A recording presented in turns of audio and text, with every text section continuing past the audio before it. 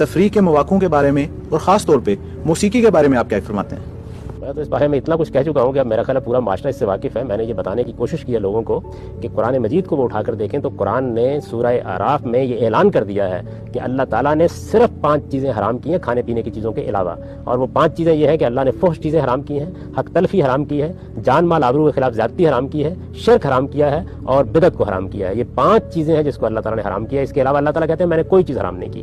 چنانچہ موسیقی ہو, تصویر ہو, فنون لطیفہ ہو, شاعری ہو, ادب ہو, افسانہ ہو, ان سب کو اسی اصول پر دیکھا جائے گا. اگر ان میں کہیں شرک پایا جاتا ہے, کوئی فحش چیز پائی جاتی ہے, حق تلفی کی کوئی بات ہے, اگر کوئی جان مال آبرو کے خلاف زیادتی کی ترغیب دی جا رہی ہے, کوئی شرک اس کے اندر پایا جاتا ہے, اپنی طرف سے دین بنا کے پیش کیا جا رہا ہے تو اس پر تنقید کریں گے. وہ اصلاً کوئی ممنوع چیز نہیں ہے بلکہ اللہ کی نعمتیں ہیں. اور اللہ تعالیٰ نے یہ جو آیت جس کا میں نے ذکر کیا ہے انما حرم ربی الفواحش, اس کے اوپر شروع یہاں سے کیا ہے کہ زینت کی چیزوں کو حرام قرار دینے کا تم نے حوصلہ کیسے کیا. میں نے تو یہ پیدا ہی ایمان والوں کے لیے کی ہے, ہے للذین آمنوا فی الحیات الدنیا. تو یہ زینت کی چیزیں ہیں. موسیقی کیا ہے؟ آواز کی زینت ہے. شاعری کیا ہے؟ یہ آپ کے حسن کلام کی زینت ہے. آپ کا لباس کیا ہے؟ یہ بھی ایک زینت کی چیز ہے. آپ اپنے مکان کو سجاتے ہیں, یہ بھی زینت کی چیزیں ہیں. تو قرآن مجید کا تصور کوئی صوفیانہ مذاہب کا ایسا نہیں ہے. وہ تو زینت کی سب چیزوں کو جائز کہتا ہے, ان سے حدود کے اندر فائدہ اٹھانے کا آپ کو حق دیتا ہے. صرف اسراف سے اور فضول خرچی سے اور غلط طریقے اختیار کرنے سے, اللہ تلے اڑانے سے منع کرتا ہے, اور آپ سے کہتا ہے توازن و اعتدال کی زندگی بسر کریں.